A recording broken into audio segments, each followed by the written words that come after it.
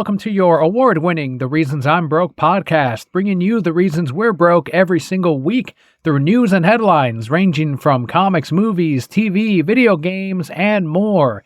I'm Daniel, and your other host this week is PalpaKelli plus one. Hello, Brokettes.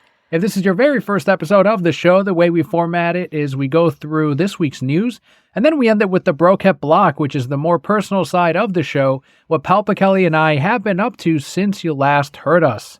So let's jump right in and explore sector number 541.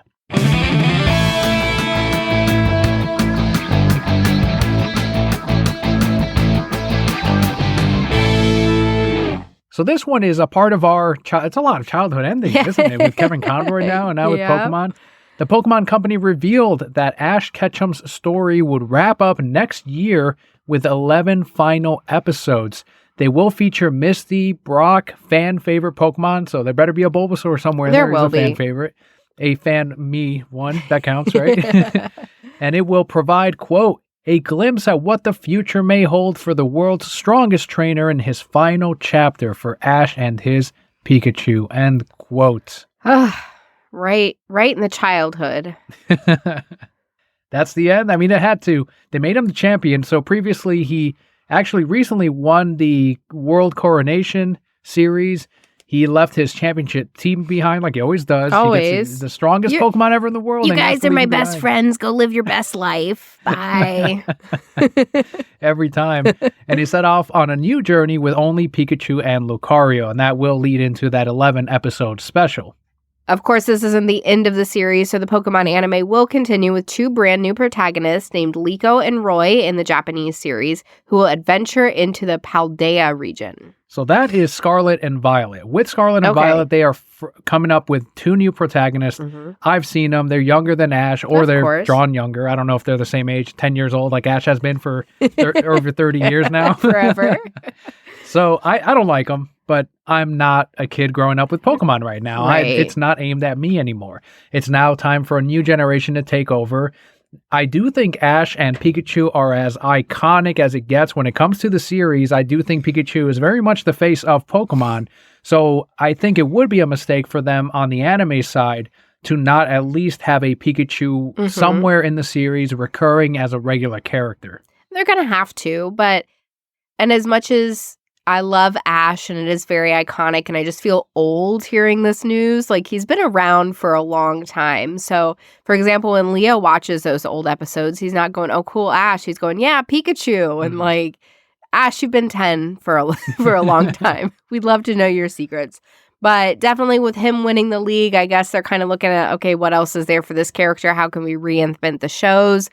The kids who are kids now are very different than we were many years ago when Ash debuted. So I'm sad to see him go. I would love to see him show back up in the show, maybe as a professor or some kind of mentor or guidance for these new kids. I think that would be a really cool nod, just to have, that one episode that all the 40-year-olds tune in for to watch with their children. But it is really heartbreaking. I'm going to watch these 11 episodes. I'm glad Misty and Brock are coming back. Hopefully Ash and Misty can finally end up together and live their best 10-year-old life. But I am going to cry. Maybe not as much as Goodbye Pikachu, because that episode was rough. But I am going to cry. Well, Ash Ketchum first debuted back in 1997 in the Pokemon anime. That's before some of you were born, before some of you existed. Ash is older than some Broket core members. And in this case, some closure that I want to see. You mentioned Ash and Misty finally getting together. I want to see the mystery of Ash's dad solved in some way. It's Giovanni. Some say it's Giovanni. Some say it's this... Mr. Mime. It was almost like Bruno in the anime, though. It was like a rock-type trainer, and he had features that were very much like Ash, and there were some lines in there that people interpreted as could have been Ash's dad. I do agree with the Giovanni theory. That one is one because Ash's mom said, oh, he made it all the way to Vermilion or whatever it was, and that's where Giovanni resides. So that could be, that'd be a great twist or whatever. That'd be kind of neat. They did do that in the Pokemon live-action stage show. That is not canon, but they made that the story. Well, you do know, what was it in Soul Silver? Was it a flashback in Soul Silver? The antagonist in Soul Silver, they actually confirmed is Giovanni's son. Remember there was that whole thing with Celebi, and then if you saw Celebi, he like took you to the past. And so I really don't think that Giovanni is Ash's dad. We haven't seen him in so long. Like, how would they suddenly be like, oh, and by the way, Giovanni? The kids would be like, who the hell is Giovanni? Team Rocket who? I would also like to see more closure from my favorite Pokemon, Bulbasaur, other than he's the caretaker at Professor Oak's he's the best. ranch or whatever that is. I think he's bigger than that. He was taking care of an entire forest with Oddish and all the other Pokemon in there. If he can take care of an entire forest, it'd be great if he led those Venusaur and Ivysaur. Remember that when they were forcing him to evolve? If he became a part of that group and they accept, because they did accept him at the end of that episode, if they did accept him in another higher role as maybe one of the stronger Bulbasaur in that area, someone that can communicate with trainers when they do come into Bulbasaur's Lost Garden. There's a lot that they can go with, and I bet you none of these will be what they go with anyway. Probably they 100% like have to, like, we're gonna have to see the Squirtle Squad again. We're gonna have to see his Charizard and have like that flashback of like, I remember when you hated me, and he was like this horrible Charmeleon. We're gonna see Butterfree. Yes, you have to Butterfree kids. With all his so many Butterfree kids. You know, Brock's gonna have to have something with like Officer Ginny or Nurse Joy, but it's 2022, so we got to do it in a different way. I was going to say, which does he end up with? Because he liked them both. Neither. Didn't he like stay to be with some lady to raise her kids? That might have been an episode I didn't see, or would have been a plot that at the end of it, he's like, wait, guys, I'm coming with you. One of those where they quickly wrap it up like, oh, he's not gone forever. No, I'm pretty sure. I don't know. I'm going to have to look it up, but listen, I'm sad. We're going to have to see Professor Oak. Gary, where's Gary? He did make I saw the trailer to the 11 episodes, and Gary is in there. Gary's and gonna have to he does challenge Ash to a final type of match. That's gonna have to be where it turns off. You got what team do you go with? I mean, he'd have to use a Pokemon from every generation because every kid has their favorite. There's got to be a Greninja in there. There's got to be a Charizard, Pikachu. You know, but I'm gonna go on a limb and I'm gonna say they're gonna cater to us, to our generation, and it's gonna be like his original team, Muck, or like Kingler, sure, or Gary's going to be like, we're going to fight you. And then Ash is like, okay, like Lucario and friends, let's go. And they're just like, no. And they step aside and they let like Ash's old friends like one last time before they all go. And then it's going to like cut to black. And he's going to be like, Pikachu, I choose you. And then we're going to be like, we're just going to see our tears reflected in the TV. See, when you said the Pokemon step back, I thought you were going to say, no, you trainers fight. You guys are going to fist it out. And neither of them knows how to fight. No, it's going to be the newer Pokemon. Because we're going to get to continue to see the newer Pokemon. Like, in all reality, we're going to introduce these two new characters. And it's going to be a lot of the newer Pokemon because that's what the kids know. The kids are like, Bulba who? Like, we raised our son right, but everybody else, what do they know? Last thing I'll say about Ash and his development, you mentioned that, it's 2022 now. We're going into 2023. His character has been written as less of a mean-spirited character, such as like constantly making fun of Misty, stealing the bike plot, or saying that he's the best, being overly confident, and even getting into a fistfight with the Sandshrew trainer at one point. The Ash today is very much a good person. He tries to treat his Pokemon with care. He talks to other trainers with respect. Even Team Rocket, like, oh, you guys again. But he doesn't yell at them like he used to in that old. So in a way, he has progressed. And I know some of that is the writers trying to make a more relatable, more positive role model for people that are watching Pokemon for kids. But to me, I think that is kind of cool that there is a sort of progression. Even though he hasn't aged, there is a progression in his understanding of how he raises his Pokemon, why his non-evolved Pokemon are somehow able to beat out some stronger ones. Oh yeah, there's definitely a maturity piece there, and I love the speech you just gave at his retirement party. That's the one that you you have to share. Ash, you may not have aged, but you matured a lot. People are like, pretty good. There's gonna have to be like some kind of closure with Team Rocket too, Jesse and James. Yes, they have to end up together, right? No, because James doesn't like women. Oh, no, he did. I thought he wasn't there like a Jesse Bella or something like that. That was a front.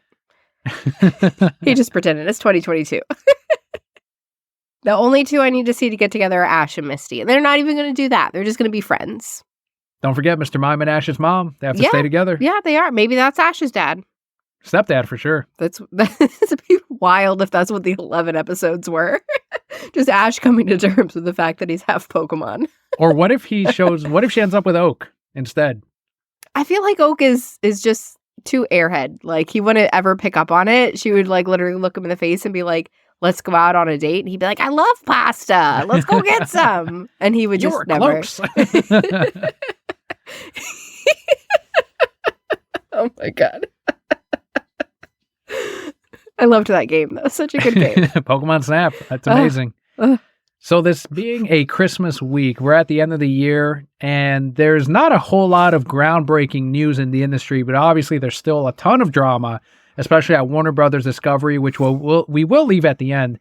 But first, we've got some news from Sony, as The Hollywood Reporter revealed that Donald Glover will star and produce in a feature film centered around Hypno-Hustler, who's a relatively obscure Spider-Man villain from the 70s. The script for the movie will be written by Miles Murphy, who is the son of legendary comedian Eddie Murphy. The film is going to be a part of Sony's Spider-Man universe, but it does not currently have a title or a release date. So some of you might be asking, who is Hypno-Hustler? So this is a leader of a band dubbed the Mercy Killers. Hypno-Hustler uses his instruments to hypnotize the audience and then rob them. The character has only had a few appearances, about 15 in the decades that have since followed, but it is someone that Sony owns the rights to. Sony, in my opinion, like I said last week, I think they handled the Marvel brand way better than Disney. So if this were an MCU movie, I'd be like, fuck the Hypno-Hustler. But this is Sony? I'm like, you got me fucking watching Morbius? I'm going to watch the fucking Hypno-Hustler. I feel like they're digging really deep with this one. They can only go up then. And also, who named somebody the Hypno-Hustler? It was the 70s. It was a different time. The one thing that really intrigues me is that it's Eddie Murphy's son. Is he going to consult his dad and be like, you're pretty funny, Dad. Yeah. Like, what should I do with this? But like you said, it's Sony. We'll be there. We'll enjoy it. I'm sure we will. Given their track record, yeah. Mm-hmm. And I do think it has the opportunity to have some funny moments with a name like the Hypno-Hustler. If it ends up not taking itself too seriously, has a crazy soundtrack behind it, that's all you really need. Donald Glover is a pretty big name. And then if you have a solid script behind, hopefully Murphy being involved in some way, make it a comedy and not a Disney type of MCU comedy, but make it a legitimate comedy. And I think it can do really well. You know what scene we're going to see in there? After he does his first successful job, he's going to have to walk down the street and they're going to play Do the Hustle. Yes. And he's dancing down the street yeah, I just got all this money. I'm calling it right now. That's in the movie. Credits, right? Well, no, it's right after he does. So he just figures out he's got these powers, right? And he hypnotizes the audience and he steals all their shit. And then it's the next day and he got away with it because they were all hypnotized and they didn't know. And he's just so proud of himself. I'm in. I'm telling you. I'm in. Miles Murphy needs to call me. I'll help you out. I got all these ideas now. Amazon has some ideas of its own. And after Henry Cavill has gone back and forth, I'm no longer the Witcher. I am now Superman. I am no longer Superman. I am now a Space Marine for Warhammer. Okay. They have officially confirmed that they have the global rights to build a Warhammer 40K cinematic universe with Henry Cavill as the executive producer and also the star in a new Warhammer science fiction franchise. Henry Cavill said on Instagram, quote, "Now, after 22 years of experience in this industry, I finally feel that I have the skill set and experience to guide a Warhammer cinematic universe into life. Partnering with Natalie Vescuso at Vertigo has been a blessing beyond words. Without her, we might not have found the perfect home at Amazon. And having a home like Amazon will give us the freedom to be true to the massive scope of Warhammer. To all of you Warhammer fans out there, I promise to respect this IP that we love. I promise to bring you something familiar, and I endeavor to bring you something fantastic that is, as of yet, unseen." End quote. So he thinks he can run a cinematic universe. He thinks he has what it takes. He is absolutely selling the hell out of this brand. This is one Warhammer, but also Amazon. I can't watch it. I'm not a fan of Amazon, so good luck with that, but I'm also not going to follow you there. I think the thing we need to take away from all of this, though, is just that reminder that Henry Cavill is a giant nerd. Henry Cavill, Joe Manganiello, Vin Diesel. Giant nerd. But listen, I mean, good for him. When there was all this back and forth, I had a moment of, oh man, like, okay, Henry. But then he's Henry Cavill. Like, he's always going to find something and make some kind of money. And if this is what he wants to do, go for it. I know zero things about Warhammer. Is that where you like paint the little things? Yes, and you set up for an hour. Spend more time setting it up than actually doing anything? That's the one. Okay. How is this gonna be a show? There's apparently a bunch of lore behind all of the different characters, armies, the races, the species. So there's definitely a way to build stories out of it. And some Warhammer player out there can probably tell you that there is definitely lore behind it. I think the Space Marines, the blue guys, are like the main humans. I don't know. Correct me on that. I read a book about blue aliens once. There you go. It's not the same. But Henry Cavill could make that movie. They will make something out of this. I think they're going to try to make it, he said sci-fi, so maybe a blend of like Mass Effect and Lord of the Rings or something along those lines. Again, not something I'm going to be watching. And it's not something that I'm necessarily rooting for when it comes to Henry Cavill, because as I said last week, he chose his side with Jeff Johns and Warner Brothers at the time. And so, all right, you don't want to back up Zack Snyder, then this is now you're a Warhammer guy, no longer Superman. But I bet you if he had the choice, he'd love to stay as Superman. Oh, I'm sure he would. Gunn fired him. Because Gunn is stupid. Some people have been pushing for him to be James Bond. Definitely not James Gunn. A lot of people are saying James Bond, now he's free to do that, and he's tied up with the Warhammer universe. So I think that's pretty much going to be his focus moving forward. Do you think, and maybe you talked about this last week, right? Do you think that he'll ever show up as Superman again? Or do you think it's done? Well, if they end up bringing back Zack Snyder and they end up firing James Gunn, or they do the Snyderverse in a separate universe, I think that they probably have some leverage now to bring back Henry Cavill. I was saying last week, how desperate must he be to come back as Superman? I'm sure if they offered it to him one more time and it was like, look, it's under Zack Snyder's, it's 2 films. And if it does well, then we'll promise you your solo, or you can later on do your solo. But for Zach, do these 2 films.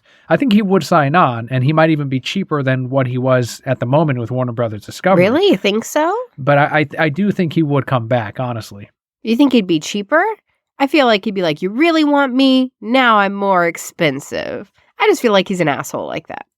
At the very least, his agent is. Yeah. Someone else who is now not returning to the DC universe seems to be Dwayne Johnson, as he has confirmed that Bland Adam will not be a part of Gunn and Safran's new DC universe. On Twitter and Instagram, he said, quote, "My passionate friends, I wanted to give you a long-awaited Black Adam update regarding the character's future in the new DC universe. James Gunn and I connected, and Black Adam will not be in their first chapter of storytelling. However, DC and $7 have agreed to continue exploring the most valuable ways Black Adam can be utilized in future DC multiverse chapters. James and I have known each other for years and have always rooted for each other to succeed. It's no different now, and I will root for DC and Marvel to win and win big." End quote. He threw in that and Marvel to be like, look, Marvel, I'm available. Exactly. That's what people are saying. Yep. Some are like, he's teasing that he's part of the MCU. He's not a part of the MCU, but he sure wants to be. Yeah. He's going to manifest it like he manifested Black Adam. And during interviews, he was talking about how he's like, I like Marvel and I like DC, but I've always been a DC guy when he was promoting Black Adam. All of a sudden, he's like, I like both. They're both great. I'm rooting for Marvel, too. I want Marvel to win. Wish him the best. So very much like Henry Cavill, Dwayne has been saying, yeah, we talked about future plans. So it sounds like as part of Gunn's 10-year plan, or at least how he's going to end it, he wants to involve a multiverse crossover where you have Henry Cavill Superman come back, maybe Dwayne Johnson's. That's what it's sounding like to me by him saying maybe in the future we can use you if we even make it that far, right? I think that's kind of the insinuation, which people like me are going to make fucking sure that we don't get that far. We're not going to get to that 10-year plan because as much as James Gunn, and we'll get to that in a minute, doesn't think that we're the money, we are. The Snyderverse is where the money is at, and we're the ones who are going to be either the success or the failure of the Gunverse, and we're all very much against it right now. Well, and I can recognize that he probably has hope based on these things that Gunn have said of like, oh, in the future. But in corporate, that's just what you tell people to get them to go away less angry and still be on your side and just be like, oh, yeah, in this first wave, like that's not a part of it. But yeah, in the future, he's not going to do any of that shit. Like, sorry, The Rock, go back to Moana. I think if I were at all on the fence of watching Black Adam on HBO Max or theaters, at this point, if I were one of those quote unquote real DC fans, that I would be like, well, if he's not a part of the 10-year plan, why should I even watch this? Right. People are straight up asking Gunn and Warner Brothers Discovery, why should we watch The Flash, Blue Beetle, or Shazam 2, or Aquaman 2, if they're not going to be a part of the 10-year plan? They're saying, what's the point? Right. Now, normally, if I had no bias in this, I'd be like, well, it's not a part whether or not it's a part of a huge plan. Is it a good movie? Watch it or don't watch it. That would be my response normally, just like in the comics. Who cares if it's canon or not? If the comic's good, then it's good. But since I am on this side, I'm like, yeah, what is the point of those fucking movies? Don't watch them. Boycott Warner Brothers. It's not going to make a difference. Yeah, no. Look at what Gunn's doing. He made Jason Momoa irrelevant. Not Jason Momoa. And Gunn did come out and talk about how he and Safran have full control of their 10-year plan at Warner Brothers Discovery. He told a fan on Mastodon, quote, "The position is different than it was with Zack, etc. Peter and I are the heads of DC Studios. The only studio interference would be from us," end quote. So get that on record, save that quote, because when his fucking cinematic universe starts failing and he tries to start pointing fingers at the studio or to executives or David Zaslav, this is all you, man, you and Peter. But I love how he had to point out, like, it's different than Zack and others. Like, you just wanted to call out Zack. Yes, he did. You just want to be an asshole.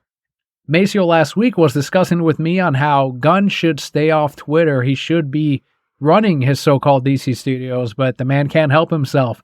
After hashtag Fire James Gunn has trended for weeks now, Pedo Gunn once again responded on Twitter by saying the following, quote, "One of the things Peter and I were aware of when we took the job as heads of DC Studio was a certain minority of people online that could be, well, uproarious and unkind, to say the least. Our choices for the DCU are based upon what we believe is best for the characters and best for the DC characters who have been around for nearly 85 years. Perhaps these choices are great, perhaps not, but they are made with sincere hearts and integrity and always with the story in mind. No one loves to be harassed or called names, but to be frank, we've been through significantly worse. This respectful outcry will never affect our actions. We were aware that there would be a period of turbulence when we took this gig, and we knew we would sometimes have to make difficult and not so obvious choices, especially in the wake of the fractious nature of what came before us, as in blah, blah, blah, end quote." So more PR talk. The main thing that I want to pull from this is what David Ayer responded to. He quote tweeted James and said, quote, "I always saw the negativity as a testament to the power of these characters. There's something deeply mythological in them that ignites passion on both sides," end quote. Finally, David, you said something that I can agree with. Finally, you're not dick riding James Gunn. James Gunn doesn't want him riding his dick. That's all David has been doing for months now. Like, you tell him, Peter. And I'm like, what the hell happened to you? What happened to the fuck Marvel energy, David? Where are you now? But this is the one thing that he's like, no, this is good. The negativity means they're passionate. Right. Zach, when he was asked the same question, like, what do you think about your toxic fan base? He was like, if donating millions to charity is toxic, then I don't get it. Like he was saying, right. I don't see how they're toxic. No, but to your point, to Maceo's point, Gunn should just go and run his thing. He doesn't have to sit here reading all these quotes, tweets online, responding with this novel. Like, how many tweets is that? I don't know the Twitter. He did a thread. That's like 4 things. I don't know, 6 things. That's a lot. Like, he doesn't have time for that. Just go and run your thing. Shut your mouth. This will blow over like everything else does. But also, we don't want you here. So, we don't want you here. Fire James Gunn. Here, I have a theory as to why he keeps responding to all of this. But my first thing I do want to address is what I mentioned earlier. He called it an outcry from a minority, and he called it name calling. If we're the minority, again, decide whether or not we are a small group of people that want the Snyderverse that somehow caused these movies to bomb. Or is this a majority of your old DC fan base, even bigger now when you got rid of Henry Cavill? So now they're saying fire James Gunn. And previously they were all about you because you were including him in the Black. They thought you were including him in the Black Adam universe and in the future, but that wasn't a part of your plan at all. So now they're against you as well. They're contributing to fire James Gunn. This isn't a minority, James. That quote-unquote minority just got even bigger. That majority got even larger. So you, like Warner Brothers before you, are also delusional in saying that we're a minority. And that's going to be very clear when your first couple of movies come out and they don't fucking perform, just like Pedo Squad did not perform, just like I'm sure that if they tried to put out Peacemaker in theaters, that too would not perform if it were made as a film. Well, he's trying to downplay it to make himself and the executives feel better and say, oh, look, it's just a minority. But to your point about firing Henry Cavill, and because my mind didn't necessarily go there about how many, like, I guess, enemies, right, he has because of that. But when all this happened, I did see a TikTok from somebody who's like, how are you going to tell the most Superman-looking person in the world that he doesn't get to be Superman anymore? And it's true. He did have a really big fan following. I remember when he came out, my dad's like, I don't like men, but he's good looking, looks like Superman. Even men like him. That's the thing. Not me, but he's not like that. He's a good looking guy. I don't know. I'm sad about Jason Momoa though, but he went a little crazy. Have you seen what he's up to now? Talking about the tattoos and whatnot? The tattoos, and then like stripping down and put his booty out on like talk shows. I think he did that with Game of Thrones too, didn't he? I don't know. That's probably. not new for him. He broke up with his wife and went crazy, so good for him. To circle back on my theory as to why Gunn keeps putting this stuff out, he also responded to Ray Fisher because Ray Fisher called him out and said, okay, so your apology or your showing grace from a few months back of, no, Ray, this is what I meant. When I liked that tweet that was very much against Ray Fisher or pro Jeff Johns. And now James has deleted that. And he's like, so this goes to show you that you will say one thing and then you'll delete it later, which he has a pattern of, right? Right. All of these pedo tweets that he put out when he was a grown-ass fucking adult in his 40s, putting out all these very disturbing tweets. And James even responded to him saying, I delete all my tweets after 30 days or whatever he said. So that I'm like, I believe you because you were probably told, don't put out any more fucking tweets that are going to be used against you in the future. Have him auto-delete or whatever after 90 days or whatever his plan is. So I get that, but I think that the reason why he's responding to everyone, he keeps putting out these statements to defend himself and his vision. I think the rumor is true that people at DC Studios are very nervous about James Gunn's direction, about his quote-unquote plans, the lack of confidence they have in him running this 10-year plan. And now that's getting back up to someone like David Zaslav, who's going, why does that keep trending to fire James Gunn? Why are these old tweets coming up yet again? So if he was not aware of that, he definitely should be now, or at the very least, that'll shake the foundation of belief that he also had in Safran and Gunn. I think at this point, if they don't make, and this is what RT Snyder Cut was just tweeting about, how soon until James Gunn gets fired? They think that he's going to be fired next year. After the first couple of films come out and they flop, or his first films come out in 2024, 2025 and don't do well, he will be fired at that point. They will once again course correct. And some people speculate that they will then put the next person in line to head up DC Studios, or they'll sell it off to Comcast as he wanted, or best case scenario, Zach then takes over. I still want this all to be a ruse from Zaslav to build Gunn up and make Gunn think that, like, he's the shit, and then take him down in a really public way and be like, joke's on you, Snyder's in charge now, bitch. Just ruin the stock for that.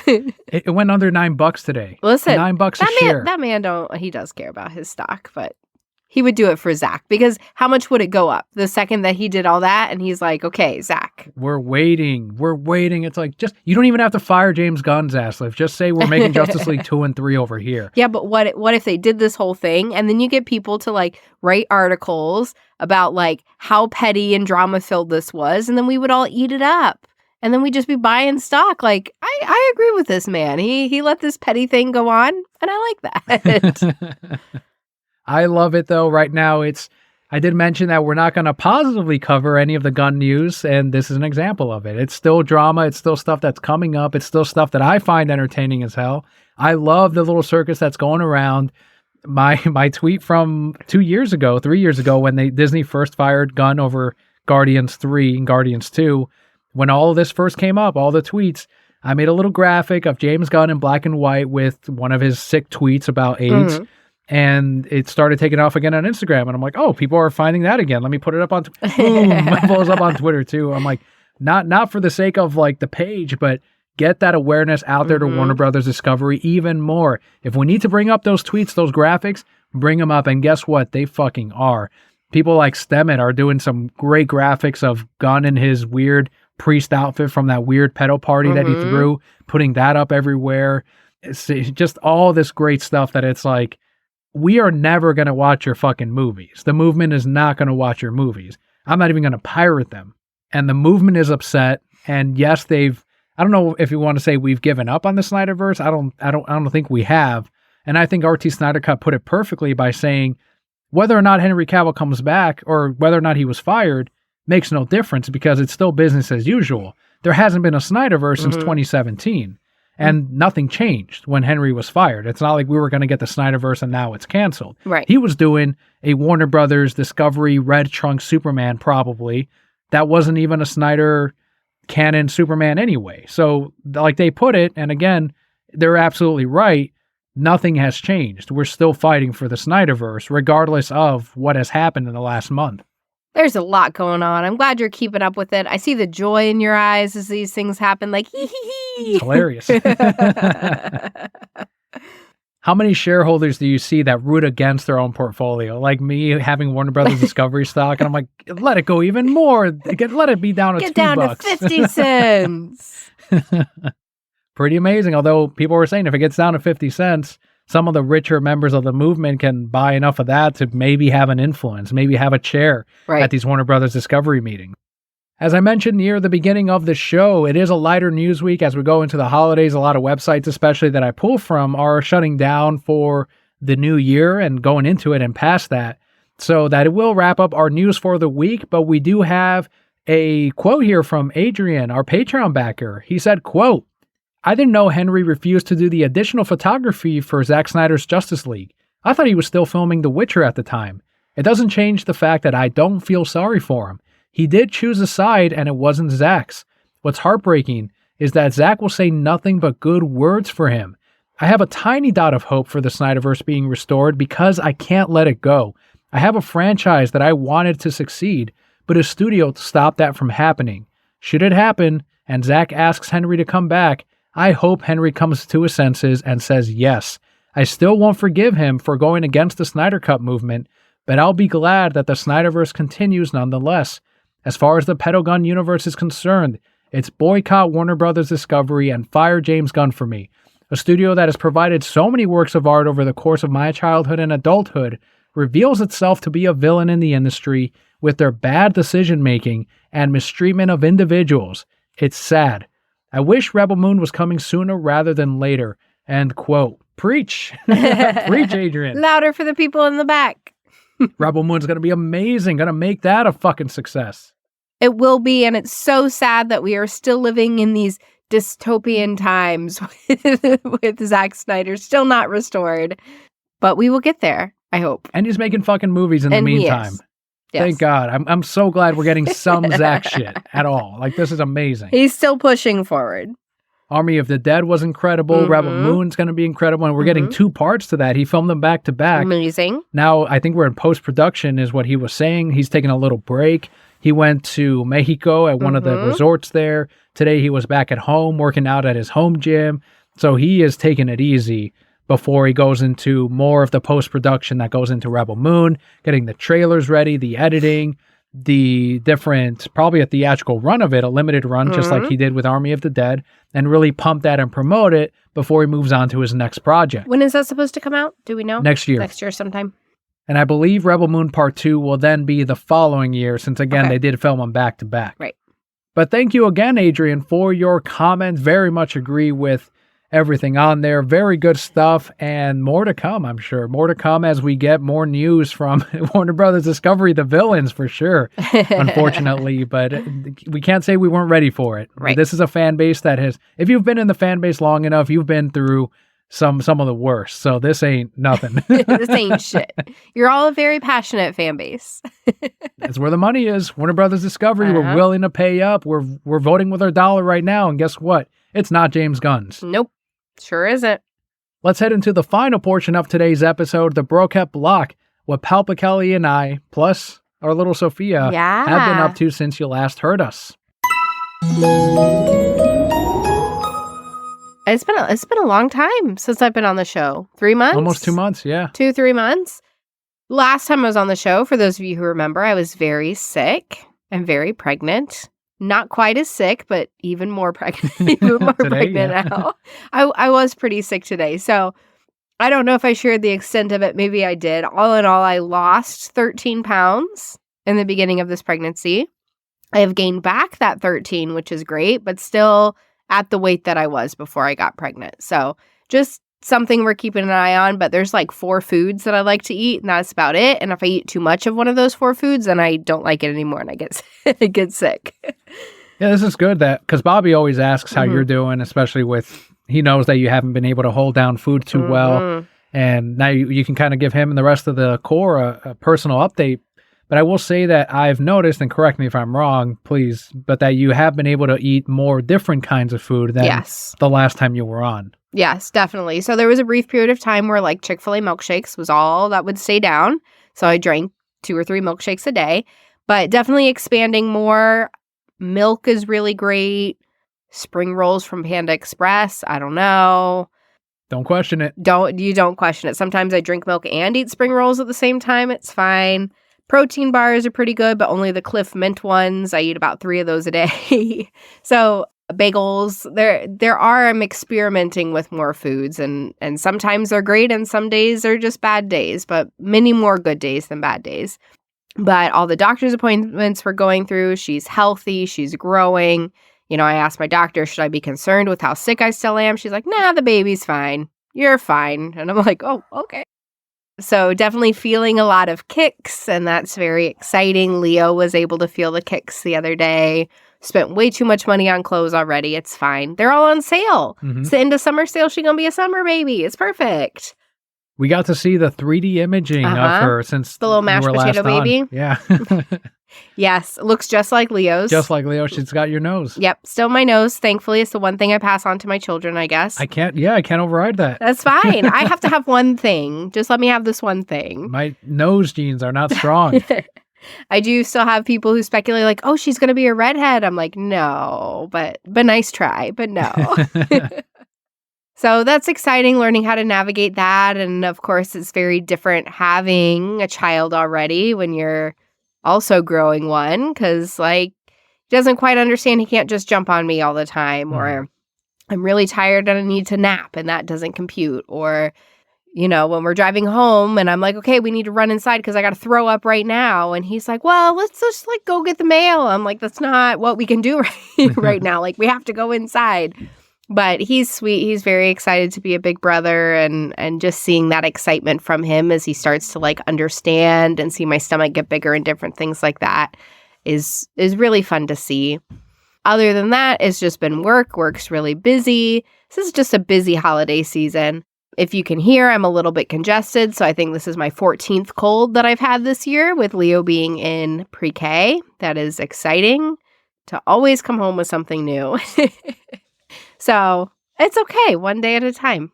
That's definitely a good way to take it. That's all we can, right? Yeah, one day at a time, and not get too overwhelmed or anxious over what the future holds, what future plans hold, because things change as soon as tomorrow or even right now. That ties in pretty well to the changes that I'm now fully moved into my new job, and that is a more traditional type of 9-to-5 type of job, and it's a Monday through Friday with weekends off.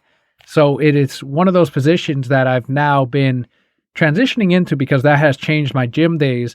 Normally I'd go early in the morning before work, because at my previous job at the card shop, it was opening up at as earliest as 11 a.m. And then sometimes we'd open up at 2. So that was one of those things that I'm like, okay, I'll go to the gym in the morning. I could take Leo to school when needed. But now it's had to change to nighttime. So nighttime gyms, that's a whole different story. I went yesterday on a Monday night fucking packed. I looked on the little gym app to see how busy it was on certain days, and Mondays and Tuesdays are even busier according to the app. So even with that, I'm going to try to move to Tuesdays next week just to see. But supposedly later on in the week, it gets slower. So by the time you get to Wednesday, definitely by Friday, it's one of the slowest days on the week. That's good. Saturday, Sunday are very slow. So I'm going to keep tweaking that and try to find the best nights to go to the gym. I still want to try to go 4 times a week, but we'll see what happens. And I definitely need to go, especially since this new job has me sitting at a desk all day. So That's one of those things that now my cardio really kicks into gear. Like at first, I probably was overdoing the cardio, and that's why I wasn't bulking up as quickly. But now that I'll be not moving around back and forth as much like I was in retail, it'll kind of even out, I think, as I move forward into my weeks. So that's been a pretty big change. The wealth of information that I've had to keep and retain. That's a nice way to put it. Just to try to learn this new gig. It's a whole new profession for me. I came from the world of retail. I've been in the world of food and restaurants. The office environment is not something I'm used to. So it is a change, and a change that was needed. Wherever I went, because I tried food again recently before Bobby thankfully gave me this position at the car shop, and that's not for me. So went back to what I knew, which was retail, and that was a good opportunity, and I'm forever grateful to Bobby for that. And now it's time to explore this and see how that goes. It's a whole different thing. Like we said before, a little bit higher pay, which always helps, and hopefully some better benefits in the long run. But that's been a good transition. And just to keep it at the more fun side, the last thing I'll cover on the Brocat block is Sonic Prime came out. And I promised I'd talk about it right here on the show because it's something that I was really excited. It's on Netflix. All 8 episodes are up. And it's a multiverse Sonic show. The world gets changed. Sonic's in a different future. There's all kinds of different multiverse Eggman. I'll tell you what, Leo loved it. He seems to be enjoying it a lot. He watched all 8 episodes.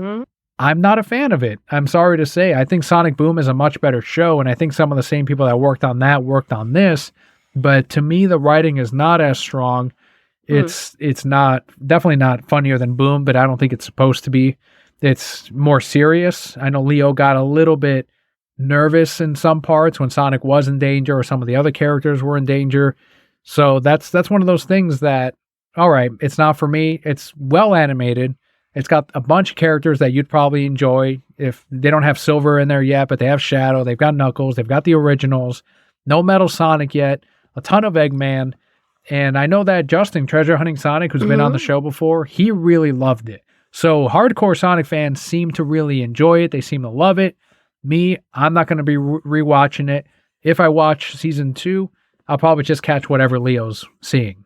I don't know how much, and I think he did enjoy watching it through the first time, but even the other day I asked him if he wanted to put that on, and he's like, no, I already finished that. And he put on like the old Sonic cartoon. And so I was watching some of that with him, and that was really funny because like the episode that we saw, Sonic was missing his shoes.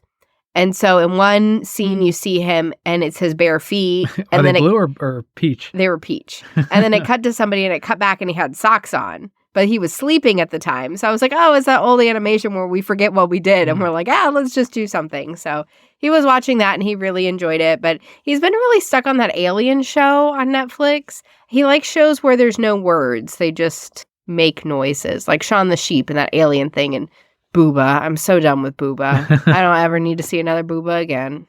Well, it sounds like I was a little bit off then. Sonic Prime even didn't really hit hard with Leo. But I've got the Sonic Boom Blu-ray set, and I'm still on season 1. So I'm going through and I'm watching all of them, some of them for the first time. Great show. I know the Sonic Boom video game had a lot of stuff going against it, with it being unfinished, all the glitches.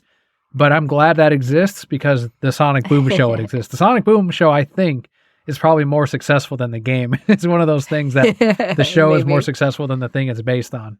Speaking of games, I don't know if you brought it up on the show, you and Leo have been tearing through that Lego Jurassic World video game. Yeah. And I will say to anyone with young children, for 5 years old, he does really well with that game. So if you need something that's easy to play, Lego Jurassic World, I don't know, he navigates it very well.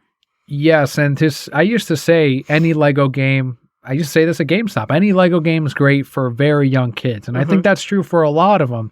But in the days of Lego Batman 3 now, That's a more complex Lego game. Right. That's a game that he can't play by himself. There's more what I would consider advanced controls compared to what you have in Lego normally, because you're running, you're switching suits, you're trying to choose the right puzzle. It's more advanced, I think. I think an 8-year-old could probably get through that game a lot easier than a 5-year-old. He's definitely needed some of my guidance and help with something like Lego Batman 3. But with something like Jurassic World or Jurassic Park, whatever they're calling it, that Lego game, he can handle really well.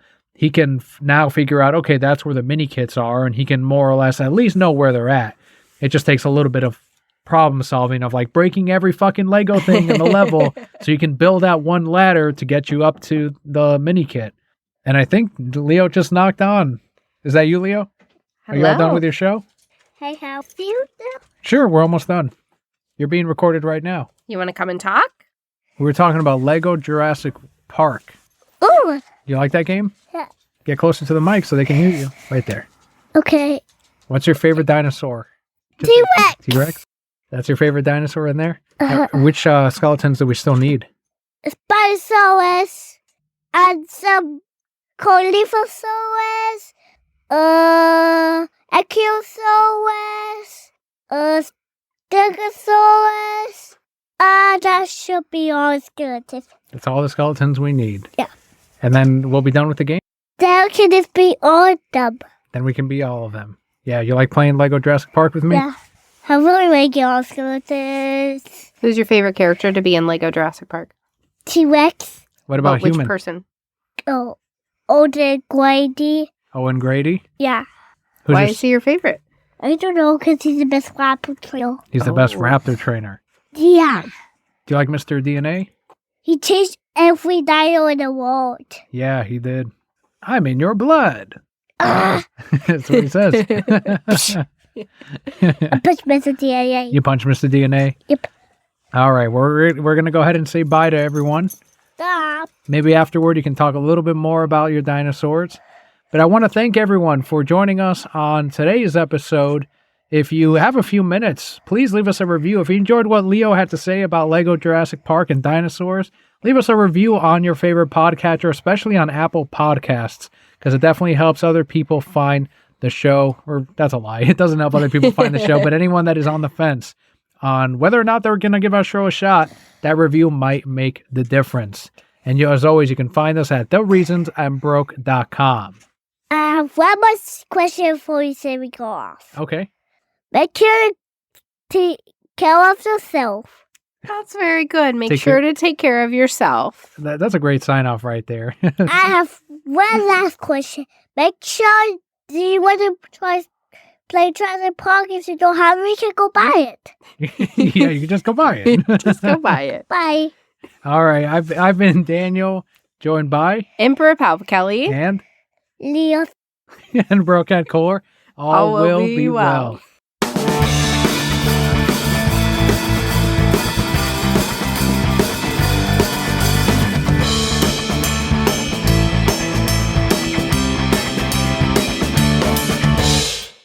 So before we really leave, Leo, who's your favorite superhero?